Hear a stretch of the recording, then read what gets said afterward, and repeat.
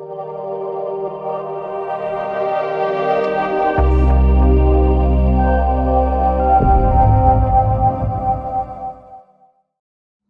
welcome back to Little Hollow Homestead. I've been out doing a little fishing today. One more way of being self-sufficient. Caught a few fish.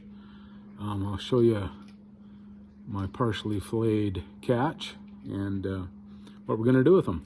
Anyway, just one more way of taking care of yourself and catching your food, growing your food, harvesting your food. So here you go. Looks like I got one bluegill, one crappie, and a lot of white bass.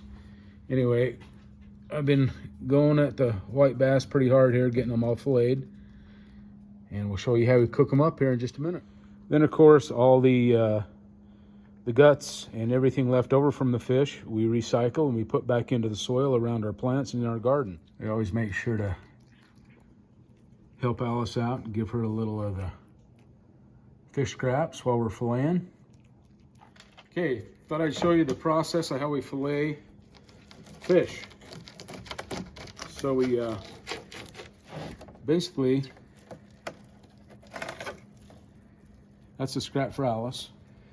Basically the filleting process is the same no matter what kind of fish I catch, whether it's trout, white bass. There's your little fillet for fish and chips.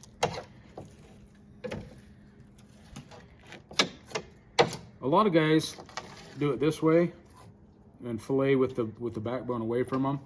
For some reason that doesn't make sense to me, so I do it this way. I cut in on an angle, and then you follow the backbone of the fish down, right like that. And then I leave the skin attached, flip it over, carve out any belly bones. That's Alice's. And then this helps hold that skin so that you can remove the skin from the fillet and give you a nice little white fillet. So that's the process. I've got to repeat it. I think I've repeated it about 75 times in total today. But there you go. The lake I live by is full of these. Certain times of the year you can catch them easier than others. Wintertime is the time when you can just go down and catch buckets of them. There's no limit on them. So a really good way to provide protein for your family and help you on your journey to self-sufficiency and your cat's journey to self-sufficiency. She likes those bones. So there you go. We're gonna have fish and chips later today or maybe tomorrow. But I'll take these in, wash them up. I soak them in a saltwater solution and let them sit overnight. That helps draw the blood and everything out of the fillet. Makes a really good flaky, crisp fillet when you deep fry them. And I'll show you that process as soon as I get done with this process. See you in a minute. Izzy's curious as what's going on. Looky. Oh, no, you can't have that. You get it when it's cooked. When I take Izzy ice fishing, I don't have any video, but I think it was last year or the year before, I was going out and I was catching all these, and I had enough to fillet, and I was just catching them for fun and putting them back down. When I'd put them down the hole, she would get upset, stick her head into the hole and try and catch the fish as I released it. You want a skin? No. No skin. No, she wants the whole thing, all or nothing, right? So as with everything I try to do, I try to be a self-sufficient and a good steward of the land and a good steward of the produce and the meat that I produce and try to use it all. So all the fish that I filleted will go on top of my compost pit. I'll let the chickens pick through it and get what they can. They really like the fish skins.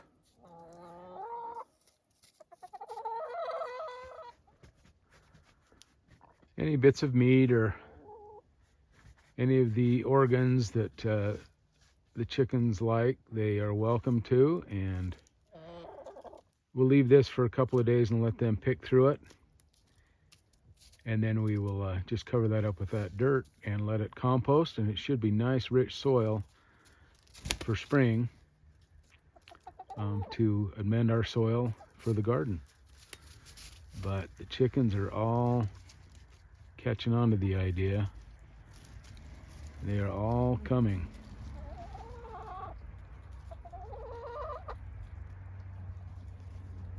Chickens are great little omnivores. They'll eat just about anything. So the protein they'll get from eating this this discarded fish will translate into some good quality eggs. And it really didn't cost me anything to provide this for them. So a win-win in my situation. Okay, so I guess the unintentional theme of this video today is to take advantage of what you've got. Like I say, these fish come in, they're easier to catch in the wintertime and early springtime than they are in the summertime. So you go out and catch a bunch, utilize them, cook them fresh. You can bottle them, can them, freeze them, whatever you can. But it's just another little step in being self-sufficient and providing for your family any way you can. And then make use of what you harvest, whether it's vegetables, meat, fish, whatever it is. Try and be good stewards of the products you produce and the products that you hunt and gather. So being self-sufficient and making use of everything that I produce has kind of been a passion of mine ever since I was a kid. We used to, you shoot a deer, you shoot an elk. I would go as far as smoking the bones and cutting them up, and then we'd use those to feed to the dogs as treats. I would take the hides, I would scrape them and tan them and make leather out of the hides that we would harvest. So that's just kind of the way I roll. I enjoy doing that. I enjoy utilizing everything I produce, everything I harvest, and helping to provide for myself, my animals, and everything in my world. Sometimes I think I was born a couple of hundred years too late. I think the early 1800s would have suited me just fine. I really enjoy living my life this way and providing as much as I possibly can and utilizing what I grow and harvest. So the next step is you take your fillets, wash them up real good, clean them up. I feel for any bones I may have missed in the fillets, throw them into your next pan.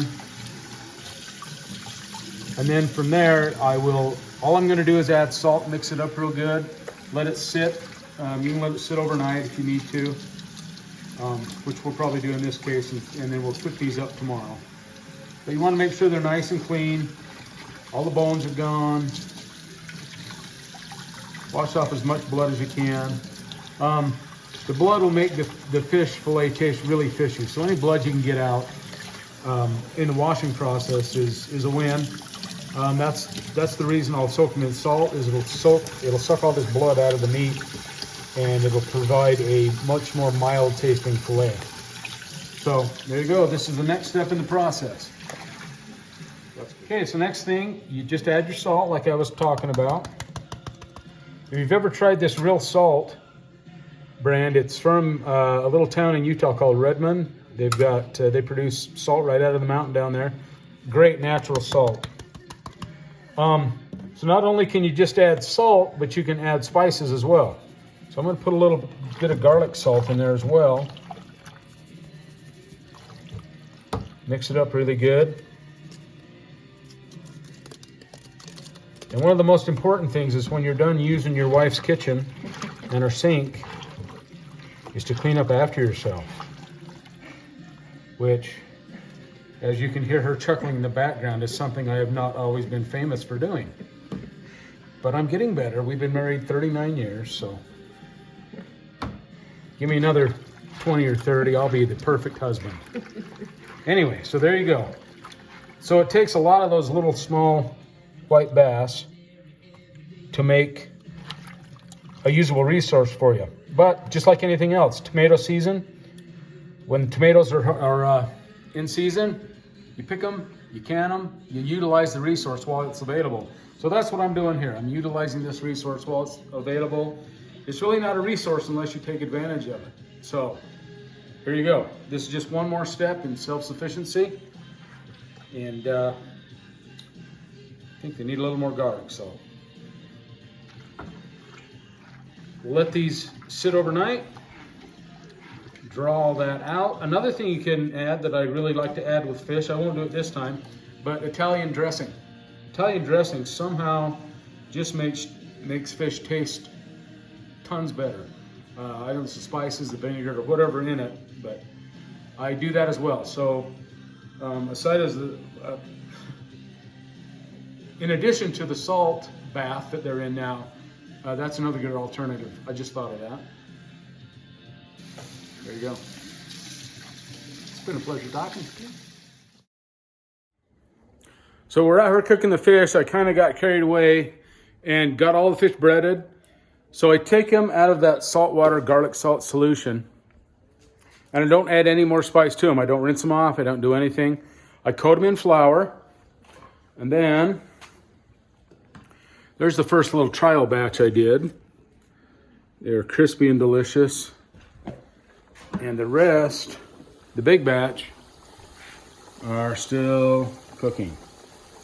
But you can see they're starting to turn brown. The easiest way to tell when fish is getting done is it'll start to float. Then it won't be squishy anymore. It'll be crispy like a potato chip. Right now it's a little spongy still. So we got a few more minutes left in the fish cooking process, and then we'll take it in and we'll show you what it looks like as we chow down. Okay, so there's the finished product. Fish nice and golden brown. I've already taste tested it. And then we made Kahlua pork out of the pigs that we raised this last summer. And you can see my garlic in there, raised in the garden, green onions. So there you go. Another dinner produced here locally on the homestead.